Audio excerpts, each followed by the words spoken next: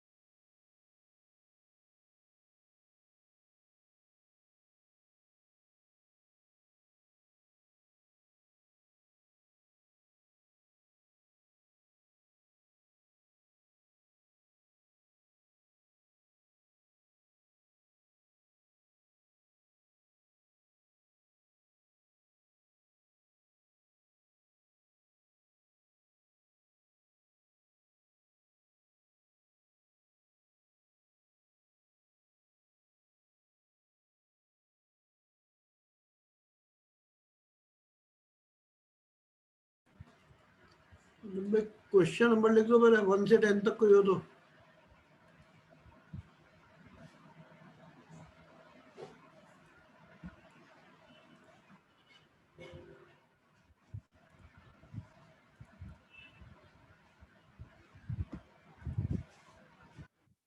One and four, fourth तो अभी theory में 1 मिनट होगा, ठीक है ना, अभी थ्योरी कराऊंगा इसमें हो जाएगा फोर्थ तो। बस 2 ही है, 1 4 दोनों थ्योरी के अभी होंगे। हाँ, अपने मोबाइल पे लेना है इसको भाई, बाद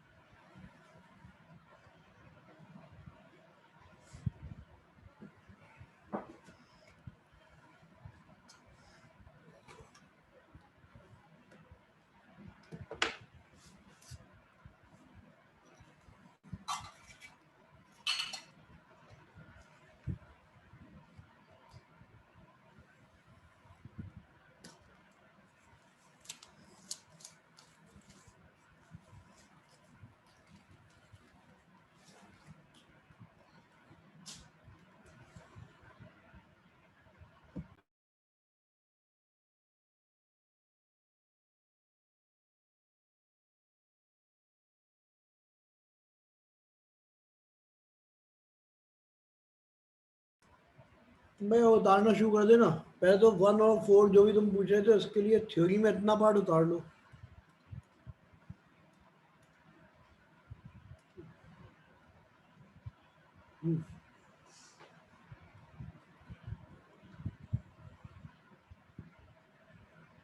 वही दोबारा लिखता हूँ।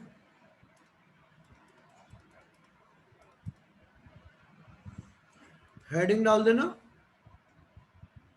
String instruments.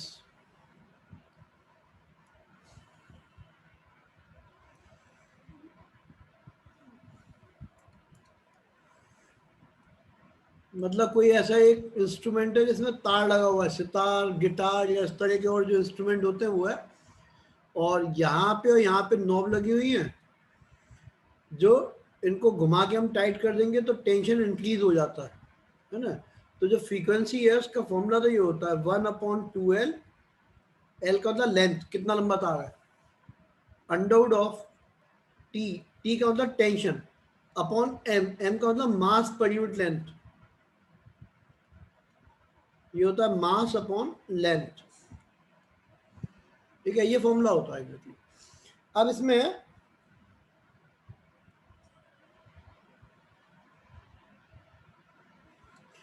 इसको ऐसे लिख सकते हो कि पहली इंपॉर्टेंट बात, जो फ्रीक्वेंसी है वो प्रोपोर्शनल होती है अप्लाइड टेंशन के।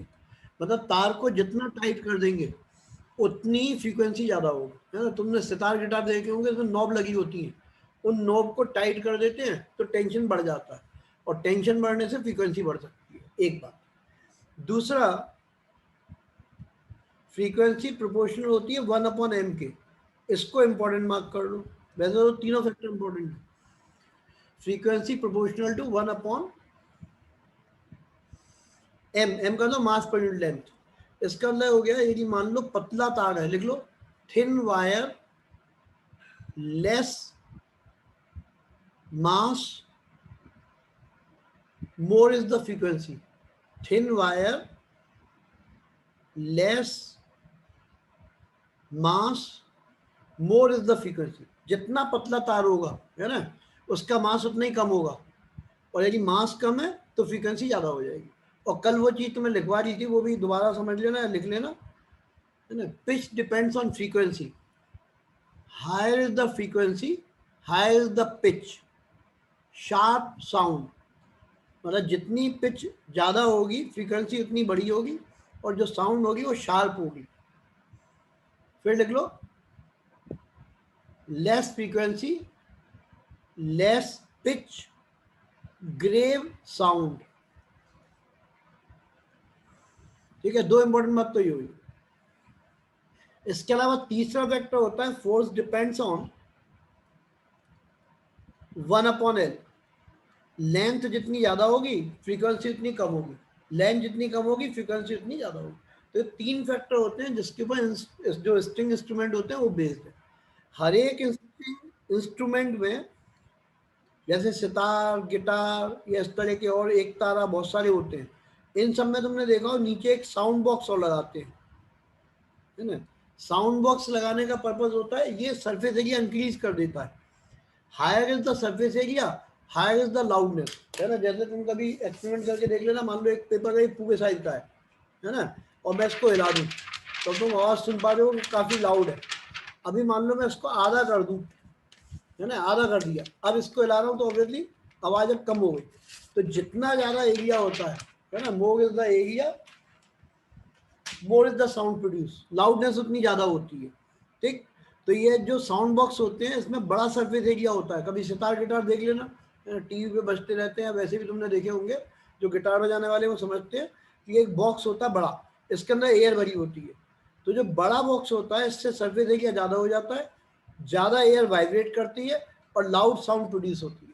लेकिन जो इलेक्ट्रॉनिक वाले होते हैं ना, उनमें स्पीकर लगे होते हैं, तो वहां पर सरफेस एरिया बड़ा हो नहीं हो कोई फर्क नहीं पड़ता, क्योंकि स्पीकर से साउंड अपने आप बढ़ जाती है ना। तो ये दो तीन इंपॉर्टेंट बात तो ये हुई। इसके बाद आता है नंबर, भाई बहुत से बच्चों को था कि थ्योरी और ज़्यादा पढ़नी है, तो पहले वाले बैच में जो डिसीजन हुआ वो तो मैं भी बता देता हूँ। वो डिसीजन ये हुआ है कि कल 12 से 1 बैच तो चलेगा, ठीक है। 3 से 4 वाला बैच अब बंद है, अभी ये बंद कर दिया। रीजन क्या है वो अभी समझ जाओगे। 12 से 1 बैच में वो लोग जरूर आ जाना जिनको डायरेक्ट थ्योरी वोरी से कोई मतलब नहीं है। चैप्टर 1 2 3 बचे अब, ठीक है। मैथ्स में पता है कि सिमिलरिटी की प्रॉब्लम बची है, वो खूब अच्छी तरह पता है, एग्जाम में भी अभी 1.5 महीना है वो भी पता है, दोनों ही बातें पता है, ठीक। तो संडे को टेस्ट है, और ऑब्वियसली बहुत से बच्चों के बोर्ड के एग्जाम प्री बोर्ड वाले चल रहे हैं, तो संडे टेस्ट रखा है फिर भी। और टेस्ट में 2 टॉपिक है, लिख लो, menstruation and states. Menstruation and states, ये 2 टॉपिक रखे हैं, ठीक है। मेंस्ट्रुएशन एंड स्टेट्स 2 टॉपिक हैं। टेस्ट संडे को है, और ऑब्वियसली ऑनलाइन टेस्ट नहीं होगा, है ना। केवल 2-3 बच्चों को अलाउ किया जो आगरा में नहीं रहते, बाकी किसी को अलाउ ही नहीं किया। तो ऑनलाइन टेस्ट नहीं है, ऑफलाइन टेस्ट है। 2 टॉपिक हैं, स्टेट्स एंड मेंस्ट्रुएशन। दूसरी इंपॉर्टेंट बात, कल का बैच 12 से 1 है, ये चलेगा संडे तक। संडे तक कोर्स खत्म हो जाएगा। कोर्स खत्म होने से मेरा मतलब है कि चैप्टर 1 2 3 के सारे क्वेश्चन सॉल्व हो जाएंगे। इसमें ज़्यादा थ्योरी की उम्मीद मत रखना। लेकिन जिन लोगों को लगता नहीं धोखा हो गया, हमें तो पूरी थ्योरी भी पढ़नी थी, सब करना था, तो भैया मैं भी कितनी बार पढ़ाऊंगा, है ना। तो हमें भी प्रॉब्लम होती है बार बार वही चीज़ पढ़ाने में। या तो सारे बच्चे आ रहे होते कोई दिक्कत नहीं, दोनों बैच में मिला के मैक्सिमम 70 बच्चे आ रहे हैं, है ना, बाकी सबके एग्जाम चल रहे हैं, इसीलिए केमिस्ट्री का बैच बंद किया था। तो फिजिक्स के बैच का ये है कि 1 अप्रैल से जिनको थ्योरी पढ़नी है ना, डायरेक्ट क्वेश्चन नहीं करने। बहुत से नाराज नहीं हो, इसलिए डायरेक्ट क्वेश्चन वालों को बुला रहा हूँ, नहीं तो वो भी नहीं बुलाता, है ना। तो जिनको लग रहा है नहीं कहाँ फंस गए, थ्योरी तो मैं आती थी, क्वेश्चन करा के खत्म कर देते, है ना, रिवीजन बैच में थ्योरी का क्या काम, तो वो तो कल आ जाना 12 से 1 में। और जिन्हें पूरी थ्योरी पढ़नी है कंप्लीट, उनके लिए बैच होगा 1 अप्रैल से। और टाइमिंग ऑब्वियसली अब किसी का कोई बहाना नहीं है, अब सबके बैच खत्म हो गए, बहुत पूछ पाछ के किया, 9 to 10 PM, है ना। इसके अलावा क्योंकि भाई अगर तुम लोगों के कॉपरेशन से बैच बनते हैं, तो अगले बैचों के लिए बता भी देना 1 अप्रैल से नए बैच भी शुरू है, तो थोड़ा कॉपरेट करना प्लीज, है ना। प्लस 9 से 10 में पूरी थ्योरी दोबारा पढ़ाऊंगा, चैप्टर 1 to 3 की। तो इसीलिए बैच 1 बंद कर दिया, समझ गए ना। 9 से 10 कंप्लीट थ्योरी। और यही थ्योरी नहीं पढ़नी है, क्योंकि ज़्यादातर बढ़िया वाले बच्चे हो, उनको बार बार थ्योरी पढ़ने से कुछ होना नहीं है, तो पिछले 40 साल के क्वेश्चन ही करने हैं। तो बैच चलता रहेगा, 3 दिन चलेगा, 3-4 दिन जो भी है ना। और सिमिलरिटी की प्रॉब्लम क्योंकि बहुत बच्चों को करनी है, और अभी सबके एग्जाम चल रहे हैं, तो वो 1 अप्रैल से ही शुरू करूंगा, तो फिर दोबारा तो पता नहीं पड़ेगी। तुम भी समझते हो कि मेरी जगह तुम होते तो इतना भी कॉपरेट नहीं करते, है ना। तो एक लिमिट तक ही हो पाता है, इसलिए ये किया गया है, समझ गए ना। तो कोई धोखा वोखा नहीं दिया, मैं तो बैच लगातार पढ़ा के खत्म कर दूंगा, लेकिन 12 से 1 का टाइम है। चैप्टर 1 to 3 कंप्लीट न्यूमेरिकल करा दूंगा। जिनको थ्योरी भी पढ़नी है उसके बाद न्यूमेरिकल करने हैं, उनके लिए 1 अप्रैल से बैच है। टाइम 9 से 10 है, पूरी थ्योरी होगी, ठीक है। उसके बाद क्वेश्चन कर लेंगे। ये तो एक बात हुई। अभी जो तुम्हें कहना हो हाथ उठा के बोल सकते हो, या चैट बॉक्स में लिखना। संडे टेस्ट यस है, टॉपिक स्टेट्स कंप्लीट जो बोर्ड में 18 नंबर की आती है, मेंस्ट्रुएशन 6 नंबर की आती है, तो 25 नंबर का पेपर मान लो तुम कहीं, है ना। अब जो कहना चाहते हो हाथ उठाओ या चैट बॉक्स में लिखो, तो तुम्हारी बात को पूरा सुनूंगा, क्योंकि तुम्हें नाराज करके जाऊंगा कहाँ। रेजोनेंस तो बेटे आज ही पढ़ाऊंगा, अभी रेजोनेंस तो पढ़ाऊंगा आज, ठीक है ना, रेजोनेंस पढ़ाऊंगा अभी। और किसी को कुछ लिखना हो तो लिख दो। एग्जाम इज फ्रॉम 11:30 टू, तो भैया तुम पूरी थ्योरी पढ़ के कर लेना यार 1 तारीख से, कोई दिक्कत नहीं। जॉर्जियस वाले आ ही नहीं रहे, एक ही आ रहे हो, शायद तुम अकेले हिम्मत वाले हो। नहीं, सिलेबस टेस्ट का इंक्रीज नहीं करूंगा, क्योंकि मुझे बोर्ड के हिसाब से चलना बेटे, तुम्हारे हिसाब से नहीं चलना, है ना। सिलेबस इंक्रीज बिल्कुल नहीं करूंगा। मेरा नुकसान है, तुम्हारा नुकसान थोड़ना है, क्योंकि सिलेबस इंक्रीज करके जल्दी काम खत्म कर देता, लेकिन वो करूंगा नहीं, क्योंकि छोटे बच्चों का ख्याल रखना है ना। उनकी पूरी लिस्ट तैयार हो गई है, लेकिन ये ध्यान रखना वैसे केवल कॉपरेशन तभी होगा, अगला टेस्ट भी भगा दूंगा इस बार। यदि फीस भी नहीं दोगे तो कोई टेस्ट वेस्ट नहीं दूंगा, है ना। और फीस मार के जाओगे तो जाओगे कहाँ, तनख्वाह कट जाएगी तुम्हारी जब बाद में मिलेगी, तो पैकेज कम मिलेगा, ये ध्यान रखना। इसलिए फीस भी दे देना, चाहे संडे को आओ तब ले आना, या चाहे जैसे भी करना तुम, सिलेबस इंक्रीज नहीं करना बेटे। अब मैं थ्योरी पढ़ा दूँ, उसके बाद जो पूछना पूछते रहना, ठीक है ना। इसके बाद लिखो आगे, ये इसलिए देख दे रहा हूं मैं जिससे कि कोई चीज छूट ना जाए, जो उस बैच में कराई थी वो पूरा बराबर आ जाए। 3 तरह के वाइब्रेशंस होते हैं। फ्री वाइब्रेशंस, डेफिनेशन याद कर लेना बुक से, है ना, या अपने हिसाब से याद कर लेना, मैं समझा रहा हूँ पूरी चीज। पहला वाइब्रेशन होता है फ्री वाइब्रेशन। जो फ्री वाइब्रेशन है वो वैक्यूम में यदि हम कराएं तो इस तरह का ग्राफ आता है फ्री वाइब्रेशंस का, ये लिख लो ऐसे, ठीक है। नीचे हेडिंग डाल देना, ग्राफ ही बनवाते हैं ज्यादातर, डेफिनेशन और ग्राफ, तीसरी कोई चीज नहीं, लिख लो। फ्री वाइब्रेशंस इन वैक्यूम, ये फ्री वाइब्रेशन है वैक्यूम में। वैक्यूम में एम्पलीट्यूड कम नहीं होता, ये खास बात है। किसी भी ऑब्जेक्ट को जब हम इनिशियली हिट करते हैं, है ना, या डिस्टर्ब कर देते हैं, तो उसमें वाइब्रेशन शुरू होते हैं। जो इनिशियल वाइब्रेशन होते हैं उन्हीं को फ्री वाइब्रेशन बोलते हैं।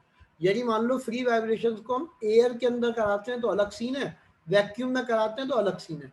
तो एग्जाम में लिख के आएगा, draw the diagram for free vibration in vacuum, तो ये डायग्राम बनेगा, हेडिंग नीचे डाल देना, ठीक है ना, इन वैक्यूम है ये। लेकिन फ्री वाइब्रेशन को यदि वैक्यूम की जगह हम एयर में करा दें तो डैम्प्ड वाइब्रेशन हो जाते हैं, लिख लो डैम्प्ड वाइब्रेशन। डैम्प्ड वाइब्रेशन का होता है एम्पलीट्यूड रिड्यूसेस कंप्लीटली कंटिन्यूअसली।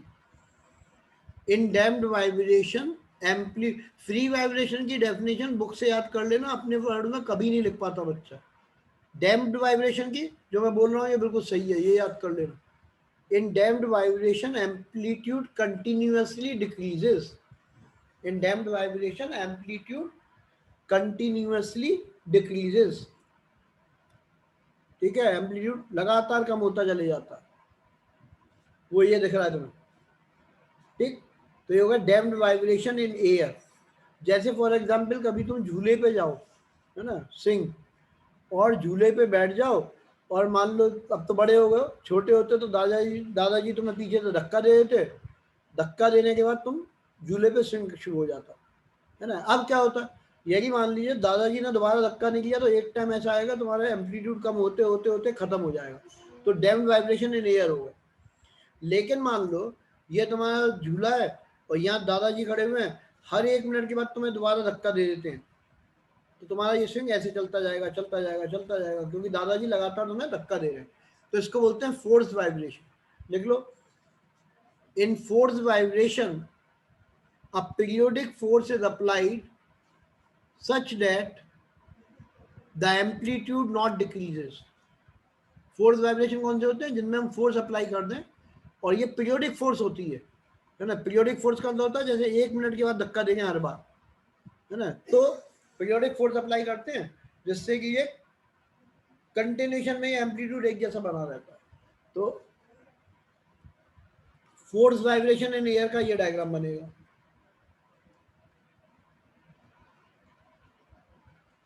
ये फोर्स वाइब्रेशन इन एयर है, ठीक है। तो 3 तरह के वाइब्रेशन याद करने, फ्री वाइब्रेशन, फोर्स वाइब्रेशन, ठीक, देन आफ्टर डैम्प्ड वाइब्रेशन। तीनों के डायग्राम जरूर बना लेना, ये बनाने को आते हैं एग्जाम में काफी कुछ, है ना। इसके अलावा इसमें कुछ पूछना हो free vibration, force vibration, damped vibration में, तो हाथ उठाना पड़ेगा, या चैट बॉक्स में लिख दो तो बता दूंगा क्या कह रहे हो। क्वेश्चन रेडे भी बताऊंगा तो पूछना, कोई बात नहीं। चलो, तीनों डेफिनेशन याद कर लेना। इसके बाद आता है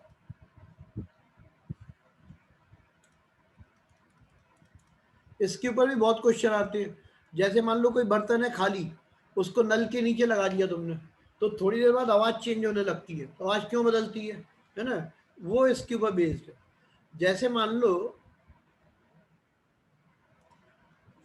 हमारे पास एक कोई ब्यूरेट बोल देते हैं, या कोई कंटेनर है इस तरह का, ये 2 कंटेनर आइडेंटिकल है, एक में पानी मान लो यहां तक फिल्ड है और एक में यहां तक फिल्ड है। तो एग्जैक्टली क्या होता है, ये जो ऊपर का एयर कॉलम है इसकी फ्रीक्वेंसी होती है, और इसकी जो फ्रीक्वेंसी होती है एयर कॉलम की, है ना, ये लेंथ है। तो फ्रीक्वेंसी डिपेंड करती है inversely to the length,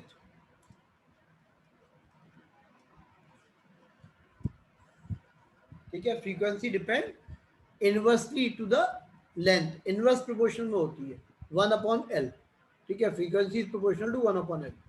length ज्यादा होगी तो फ्रीक्वेंसी कम होती है, जैसे यहाँ लेंथ ज्यादा है फ्रीक्वेंसी कम आएगी, यहाँ लेंथ कम हो गई तो फ्रीक्वेंसी बढ़ जाएगी। तो किसी भी खाली बर्तन में जब हम पानी भरते जाते हैं तो आवाज़ बदलती रहती है, कभी करके देख लेना, है ना, सुराई वगैरह टाइप की चीज़ें होती है, उनमें पानी भर दो नल से तो साउंड में चेंज आता रहता है ना, साउंड धीरे धीरे करके बढ़ना शुरू हो जाती है।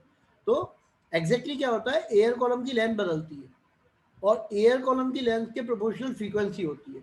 लेंथ जब ज़्यादा होगी तो फ्रीक्वेंसी कम होती है, तो ग्रेव साउंड आती है, और जैसे जैसे लेंथ कम होती है पानी भरता जाता है तो फ्रीक्वेंसी बढ़ जाती है और शार्प या शिल साउंड आना शुरू हो जाती है ना। तो ये एयर कॉलम है, पानी भरने से चेंज होता है। इसके ऊपर भी न्यूमेरिकल क्वेश्चन मिल जाएंगे तुम्हें, न्यूमेरिकल कोई नहीं मिलेगा, सिर्फ थ्योरेटिकल बेस्ड क्वेश्चन होंगे इसके ऊपर।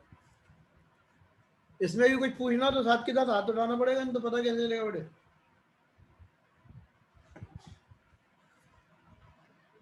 कोई बात नहीं, चलो।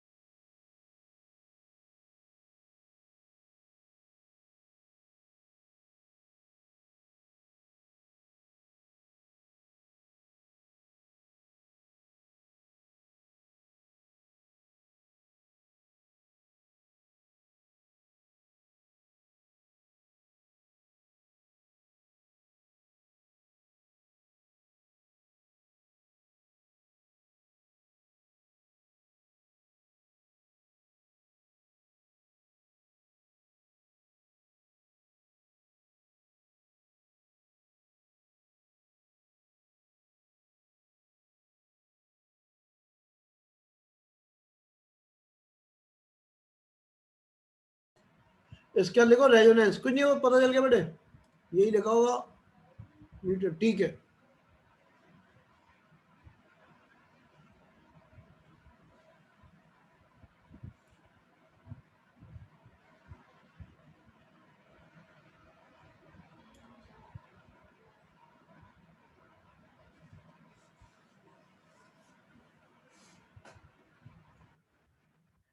वो जो लाउड, एक बच्चे ने पूछा लाउडनेस पे क्या है, तो लाउडनेस तो बेटा कितना सरफेस एरिया इसके ऊपर डिपेंड करती है, कितना बड़ा एयर कॉलम है इसके ऊपर डिपेंड करती है लाउडनेस, है ना।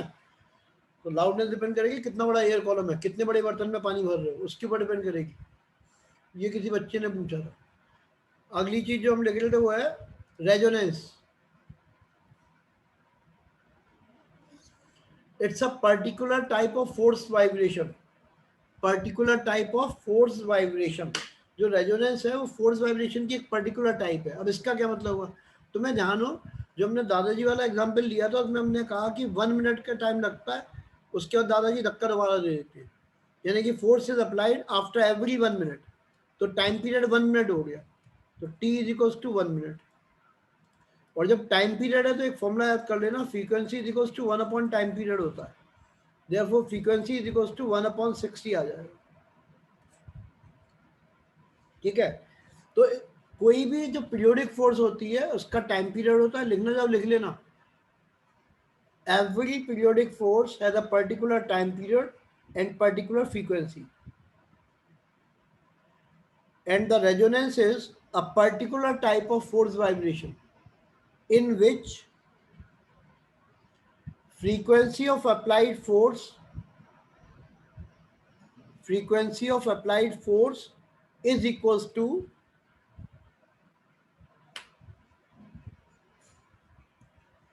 the frequency of the object। और एक नहीं समझ में आई है तो 2 बार तो कम से कम बोलता ही हूँ, वो भाई रिपीट लिखने की जरूरत ही नहीं होती, 2 बार तो मिनिमम बोलता ही हूँ। देखो भाई, पहले समझो है क्या, रेजोनेंस क्या है? Resonance is a particular type of force vibration. ये सेंटेंस वन है, particular type of force vibration. एक बात, फिर आगे लिखो, इन केस ऑफ रेजोनेंस या at the time of resonance, frequency of applied force is equals to the frequency of the object, the vibrating object।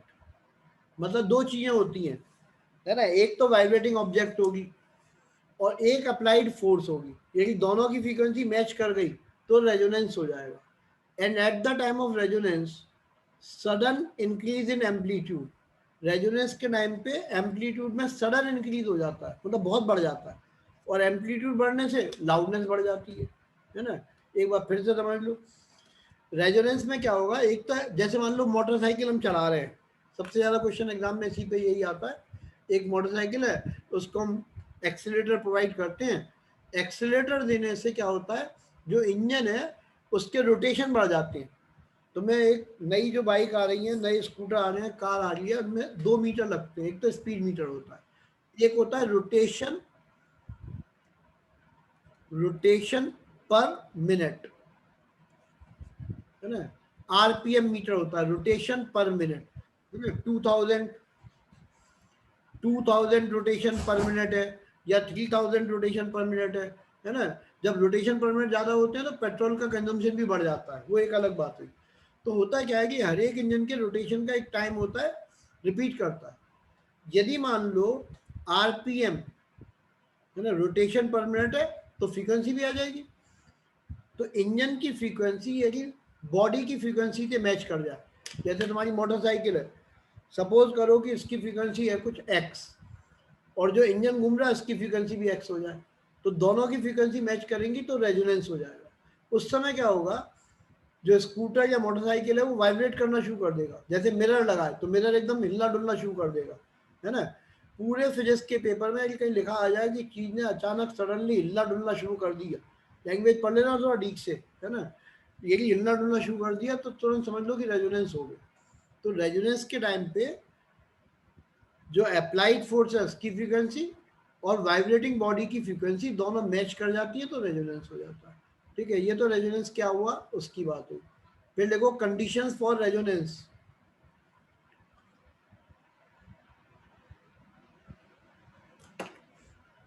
Conditions for resonance, दो condition होती हैं। पहली लिख लो,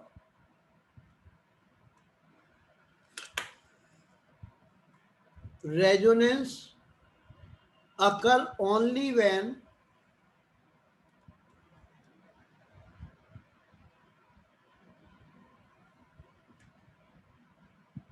ठीक है, resonance occur only when the applied periodic force and vibrating object are very close to each other। दोनों पास पास होनी चाहिए, वाइब्रेटिंग ऑब्जेक्ट जिसमें वाइब्रेशन हो रहा है वो, और अप्लाइड पीरियोडिक फोर्स दोनों पास पास होनी चाहिए। ये पहली कंडीशन हुई। एक और लिख लो, the frequency of applied periodic force is equals to the frequency of vibrating body।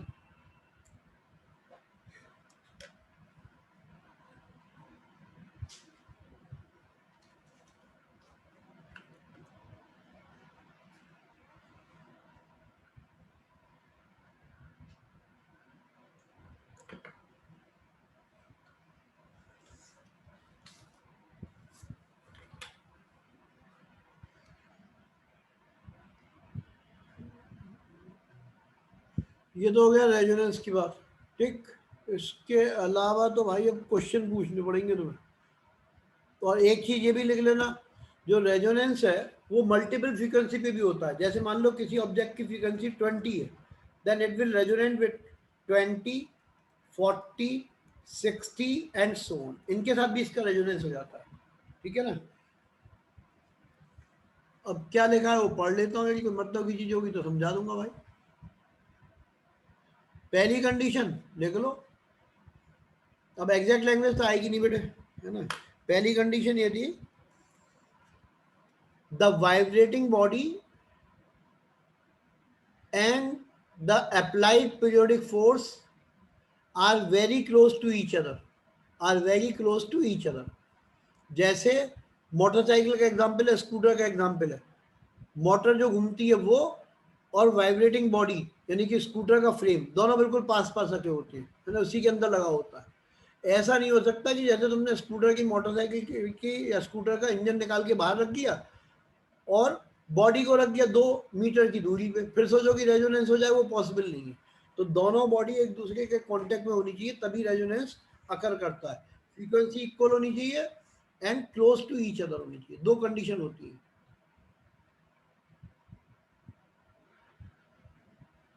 ठीक, अब जैसे मान लो किसी, अब तो आजकल तो ऑटो ट्यून रेडियो आ गए, है ना, ऑटो ट्यून में वो ऑटोमेटिक ट्यून कर लेते हैं।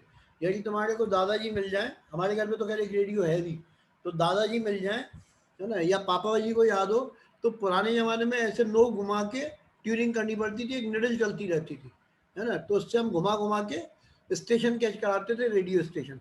होता क्या है, एग्जैक्टली हर एक रेडियो स्टेशन की एक पर्टिकुलर फ्रीक्वेंसी होती है, वो अब भी लिख के आती है ना, लेकिन अब ऑटो ट्यून हो गया तो घुमाने की कोई जरूरत नहीं होती है। तो करते क्या थे, नॉब को घुमाते थे रेडियो की, उससे हम नॉब घुमाने से फ्रीक्वेंसी चेंज करते हैं। तो जैसे एक क्वेश्चन है इसमें, उसमें पूछा है आदमी नॉब घुमा के क्या कर रहा है, तो आएगा आंसर होगा the man is changing the frequency, आदमी फ्रीक्वेंसी बदल रहा है ना। फ्रीक्वेंसी कैसे बदलती है, उसके लिए वो अंदर डिवाइस लगी होती है, कितना एरिया ओवरलैप्ड हो गया उसके हिसाब से फ्रीक्वेंसी चेंज होती है।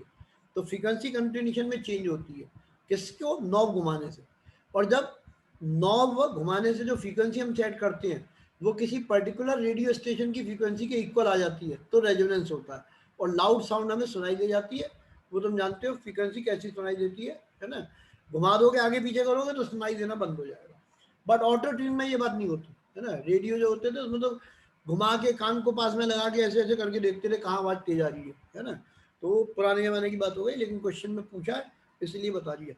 जो हम नोब घुमाते हैं उससे फ्रीक्वेंसी चेंज करते हैं, जब frequency particular frequency radio station की फ्रीक्वेंसी से मैच करती है, रेजोनेंस होता है और हमें लाउड साउंड सुनाई दे जाती है। नेक्स्ट पूछो बेटे, तुम्हें लिखने पड़ेंगे बच्चे, क्वेश्चन लिखने पड़ेंगे कौन कौन से पूछने हैं।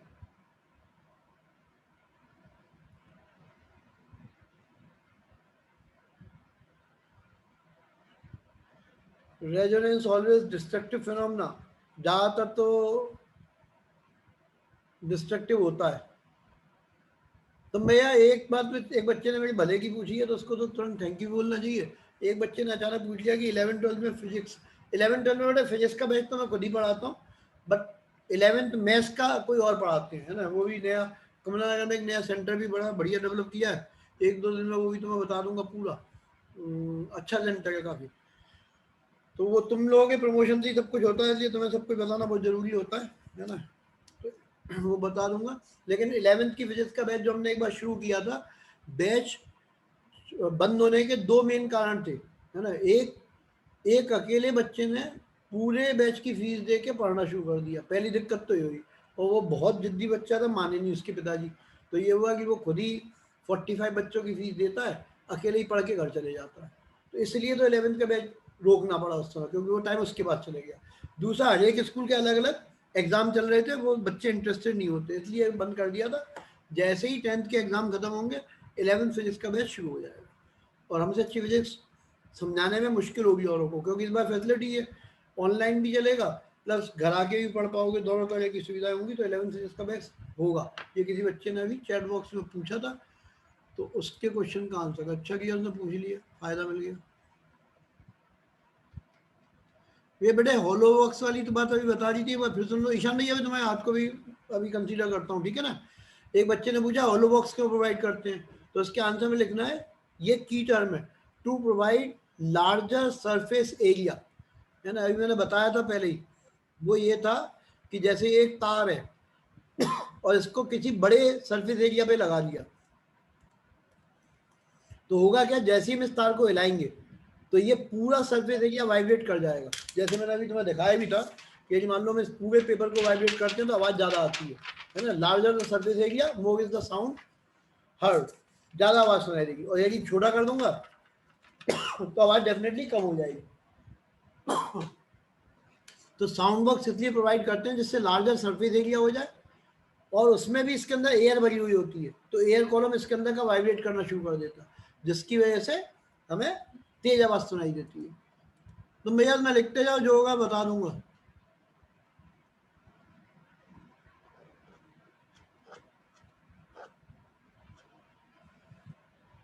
सक्षम भैया ये तो बाउंसर है, इसको अभी फिर थोड़ी देर बाद झेलूंगा, पहले ईशान भैया से निपट लूं। सर मुझे ना एक प्री बोर्ड से रिलेटेड एक क्वेश्चन पूछना था सर। साउंड का ही है।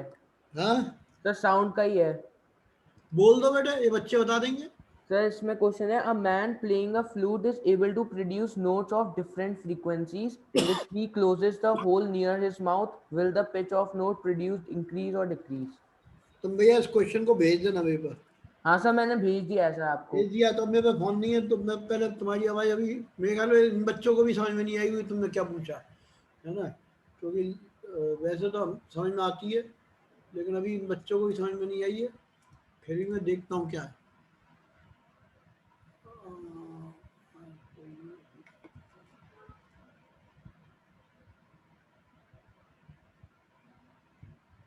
तो इनमें भेज दिया होगा तो देख लूंगा मैं क्या है, अभी फोन नहीं है पास में। तो भैया वर्कशीट के क्वेश्चन में से एक बच्चे ने, तुमने एक ने भी पूछा नहीं है अभी, 1 से 16 तक, 1 से 16 तक कोई पूछना है, नंबर लिखो फटाफट। शायद पहले लिखे थे, वो दोबारा लिख दो बेटे।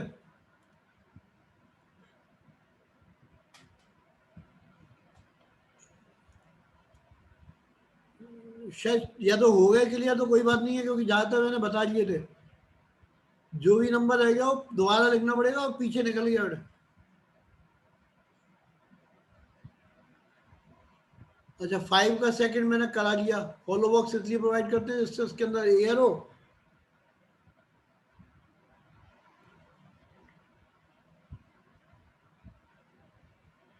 वो एयर कॉलम वाइब्रेशन का हो ही गया। अच्छा इसीलिए हट गए वो। एयर कॉलम वाइब्रेशन के लिए लिख दिया था frequency is proportional to 1 upon length, move with the length air column की, वो लिख दिया था। और कोई पूछना हो तो नंबर लिखो बेटा जल्दी जल्दी।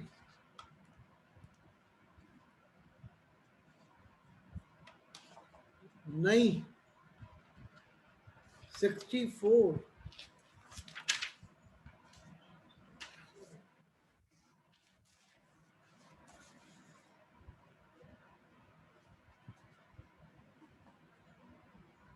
सिक्सटी फोर तो बेटा कल करा लिया था, मुझे इसमें नहीं पता क्या लिखा है ना। शायद डिजिट का फर्क है, कुछ में कुछ है उसमें कुछ है, देख लेना एक बार।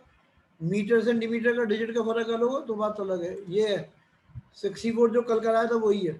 जैसे ऐसे लिया है मान लो, ये लेंथ दी है, तो ये तो हो गया लेमडा बाई 2, आधी वेव है ये पूरी वेव ऐसे होती है, तो ये आधी वेव है, तो यहां से यहां तक हो गया लेमडा ए बाई 2, आधी वेव।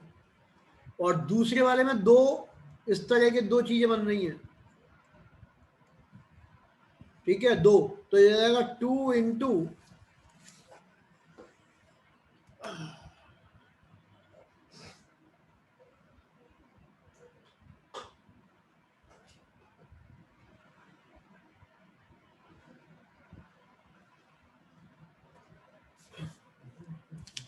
तो ये जाएगा 2 इंटू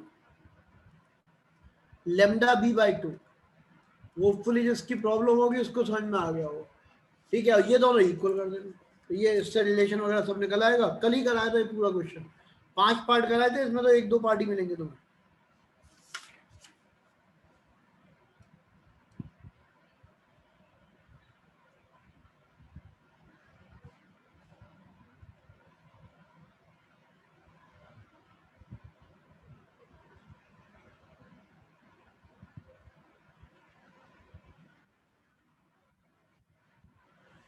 वो जो ईशान का क्वेश्चन था वो इसने भेज दिया इसमें ही, और उसका आंसर यही इससे पहले पेज पे मैंने खुद ही लिख दिया था। ये लिखा बेटा तुम्हारा क्वेश्चन का आंसर। जैसे मान लो ये बांसुरी है और यहाँ पे होल बने हुए 1 2 3 4, तो जब वो इसको बंद कर देगा तो लेंथ ऑफ एयर कॉलम बढ़ गई, ठीक है, लेंथ ऑफ एयर कॉलम बढ़ गई, तो फ्रीक्वेंसी डिक्रीज होगी। आंसर बच्चे ने कुछ और लिखा था, मेरे ख्याल में जिसने आंसर लिखा था गलत था वो। एक बार फिर से सुन लो। अ मैन इज प्लेइंग, इसमें क्वेश्चन लिख के भेज दिया उसने।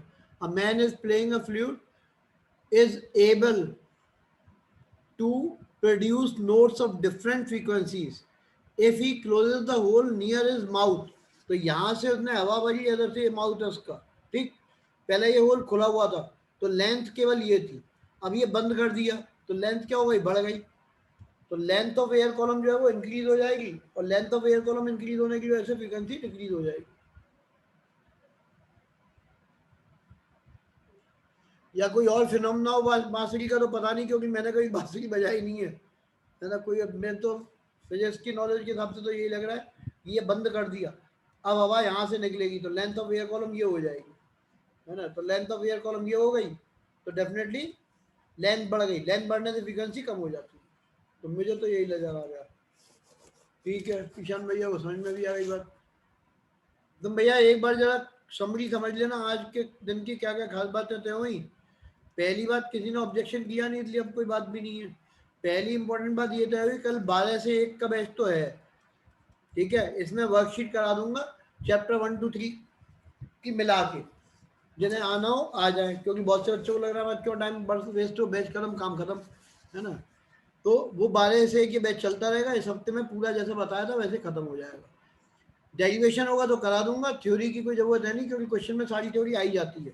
अब जैसे किसी बच्चे ने ये पूरे जो क्वेश्चन दिए हैं, है ना, 95 क्वेश्चन ही है ना, प्लस नए वाले साल के तो लगातार कराते ही जा रहा था, पहले ही बैच में करा लिए थे वो तो 95 तक के क्वेश्चन यदि कर लिए तो जरूरत कहाँ पड़ेगी उसे कुछ भी करने की, इसके बाहर क्वेश्चन ही नहीं पैदा होता, ठीक है। बाकी प्रॉब्लम अभी भी पूछ सकते हो, कोई और पूछनी हो, अच्छे अच्छे क्वेश्चन है इसमें, बाद में भी पूछ सकते हो, तो फिर दोबारा क्लास लगाऊंगा ही बाद में प्रॉब्लम के लिए भी, है ना। ये अभी इस बार के लिए मैं तुम्हारा, जब तक तुम्हारे एग्जाम नहीं होते, ये टाइम अभी बचाया हुआ है मैंने, 9 to 10 PM वाला टाइम रोका हुआ है अभी, ये किसी को दे नहीं रहा हूँ, क्योंकि 10th वालों को कोऑपरेट करना है इसलिए, है ना, नहीं तो ये भी चले जाएगा। तो 1 अप्रैल से ये टाइम तुम्हारे लिए अभी रिजर्व करके रखा हुआ है, किसी को नहीं दिया अभी।